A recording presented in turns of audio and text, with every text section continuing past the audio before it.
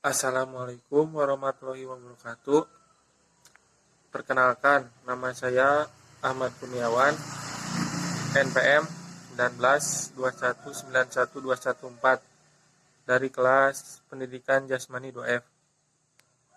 Di sini saya akan menjelaskan tentang strategi belajar mengajar gerak. Nah, pada materi ini dibagi ke dalam 4 submateri. Yang pertama ada urutan materi belajar, pengaturan waktu latihan,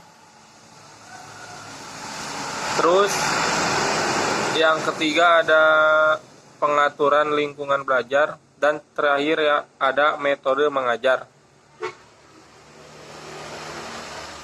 Nah, masuk ke yang pertama yaitu urutan materi belajar. Materi pembelajaran yang sudah ditentukan ruang lingkup serta kedalamannya dapat diurutkan melalui 2 pendekatan pokok. Yang pertama itu ada pendekatan prosedural. Nah, pendekatan prosedural di sini yaitu menggambarkan langkah-langkah secara urut sesuai dengan langkah-langkah melaksanakan suatu tugas. Nah, berikut ini urutannya. Yang pertama, menentukan topik penelitian. Yang kedua, perumusan masalah, judul, dan pertanyaan. Yang ketiga, menentukan tujuan penelitian.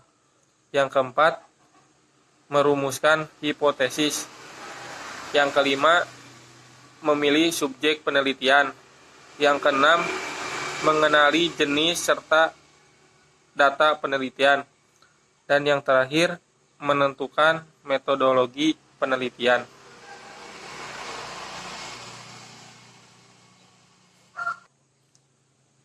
Terus, yang kedua ada pendekatan hierarkis.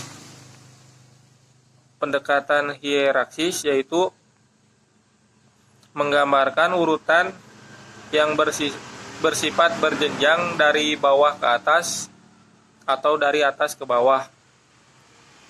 Nah, dalam pendekatan hierarkis terdapat konsep-konsep dasar, yaitu kenyataan, fakta, fenomena, masalah, data, bukti, asumsi, hipotesis, generalisasi, proposisi, postulat, teori, dan yang terakhir ada konsep.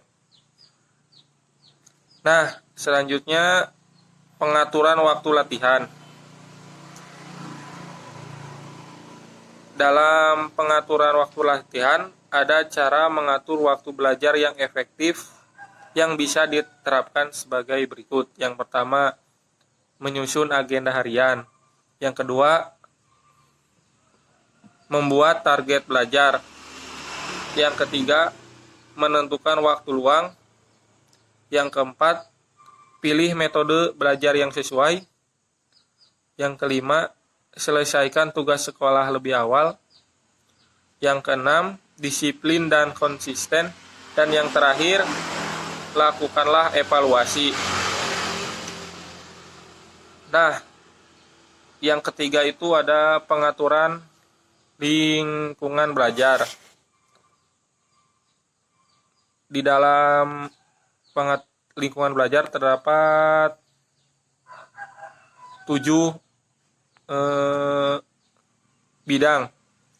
Yang pertama itu ada bidang dasar. Terus yang kedua bentuk. Yang ketiga ruang interior. Yang keempat cahaya. Yang kelima warna, yang keenam pola, dan yang terakhir ada tekstur. Nah, selanjutnya yang keempat metode mengajar.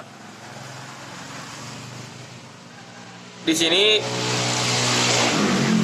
ada beberapa metode mengajar yang bisa dilakukan saat pembelajaran.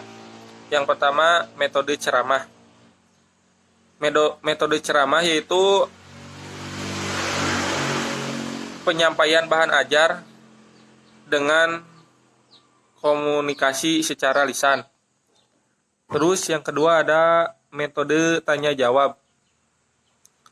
Metode tanya jawab merupakan penyampaian bahan ajar dalam bentuk sebuah pertanyaan yang bisa dijawab oleh langsung gurunya. Terus yang ketiga, metode eksperimen. Metode eksperimen merupakan penyampaian bahan ajar dengan melakukan suatu percobaan. Terus yang keempat ada metode resitasi. Nah, metode resitasi di sini yaitu penyampaian sebuah bahan ajar dengan pemberian tugas dari guru. Nah, selanjutnya ada metode diskusi, metode latihan, dan metode tanya jawab. Nah, mungkin sekian materi yang bisa saya sampaikan.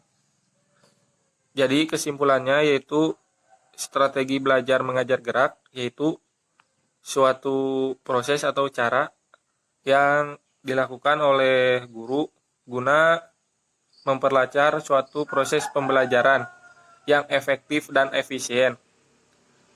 Nah, kurang lebihnya mohon maaf.